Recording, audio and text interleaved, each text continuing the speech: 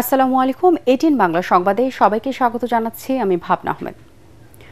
মুক্তিযুদ্ধের অমীমাংসিত বিষয়গুলো নিয়ে দুইবার সমাধান হয়েছে বলে দাবি করেছেন পাকিস্তানের উপপ্রধানমন্ত্রী ও পররাষ্ট্রমন্ত্রী ইসহাক দার।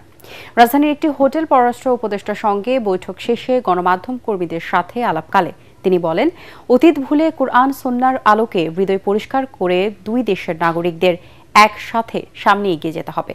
পরে ব্রিফিংয়ে পররাষ্ট্র উপদেষ্টা তৌহিদ হোসেন বলেন, ইসহাক দারের এই দাবির সাথে একমত নয় ঢাকা, তবে আলোচনার মাধ্যমে অমীমাংসিত বিষয়ে সুরাহায় দুই দেশ একমত হয়েছে বলেও জানান তিনি।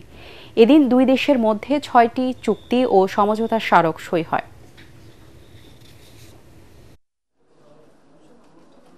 Bangladesh and the Islamic Republic of Pakistan on the establishment. 1974, first time that issue was resolved in writing. The document is historic and is available for both countries. I think let's move forward. We have to work together. We have bright future in this.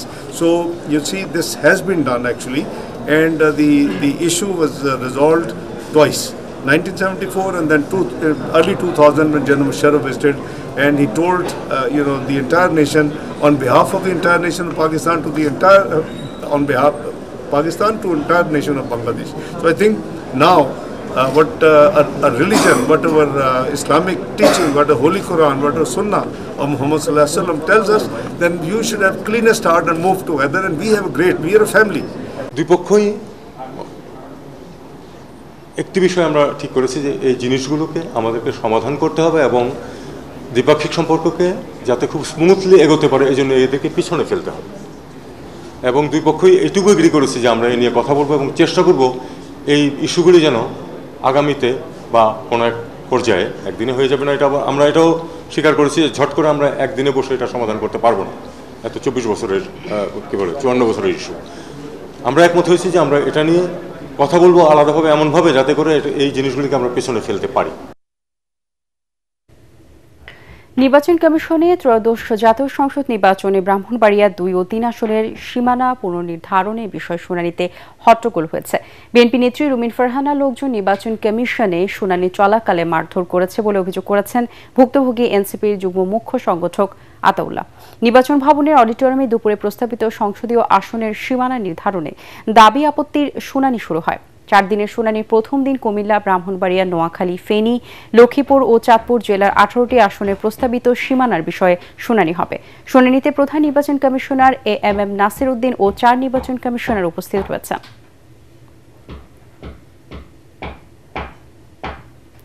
দ্রুত অবৈধ অস্ত্র উদ্ধার করতে না পারলে আগামী জাতীয় নির্বাচন একটি বিপজ্জনক নির্বাচনে পরিণত হতে পারে বলে আশঙ্কা প্রকাশ করেছেন বিএনপির সিনিয়র যুগ্ম মহাসচিব রুহুল কবির রিজভী।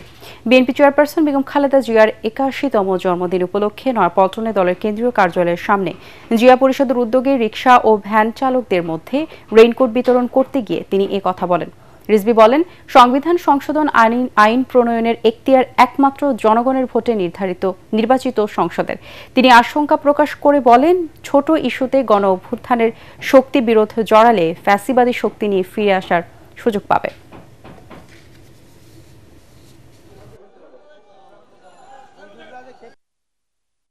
জুলাই সনদে যে সুপারিশ আসবে সেখানে যদি আইন সংশোধন করতে হয়, সংবিধান সংশোধন করতে হয়, সেটা নির্বাচিত পার্লামেন্ট করবে।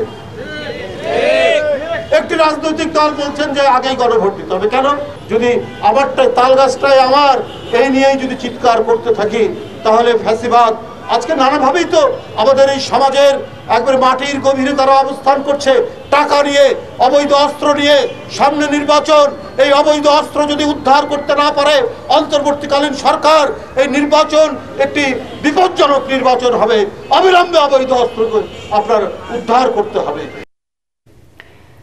ভোটার উপস্থিতি বাড়াতে নির্বাচনের 1 সপ্তাহ আগে সব ধরনের পরীক্ষা সাময়িক স্থগিত করার দাবি জানিয়েছে প্রতিরোধ পর্ষদ।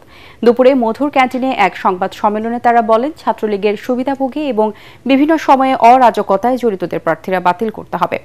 এর আগে সকালে ঢাবির বিজনেস ফ্যাকাল্টিতে শিক্ষার্থীদের সঙ্গে মতবিনিময় করেন বাংলাদেশ ইসলামী ছাত্র শিবির সমর্থিত ঐক্যবদ্ধ শিক্ষার্থী পর্ষদ প্যানেলের প্রার্থী সাদিক কায়েম। এ সময় নির্বাচন কমিশনের বিরুদ্ধে পক্ষপাতমূলক আচরণের অভিযোগ তোলেন জিএস পদপ্রার্থী এস এম ফরহাদ। এছাড়া আচরণ বিধি লঙ্ঘন নিয়ে পাল্টাপাল্টি অভিযোগ তোলেন বিভিন্ন প্যানেল। এদিকে আচরণবিধি লঙ্ঘনকারীদের বিরুদ্ধে দ্রুত ব্যবস্থা নিয়ে লেভেল প্লেইং ফিল্ড নিশ্চিত করার দাবি জানান প্রার্থীরা।